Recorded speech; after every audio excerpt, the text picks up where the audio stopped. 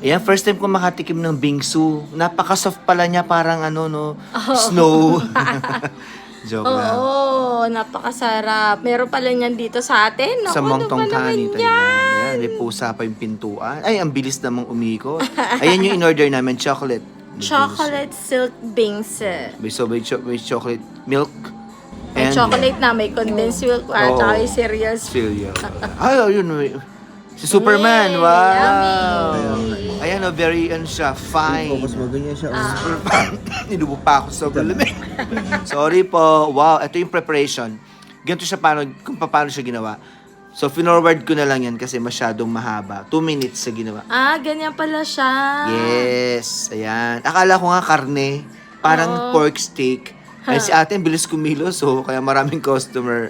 Very good. Tapos Yummy. na, sarap. 129 baht lamang. Enjoy!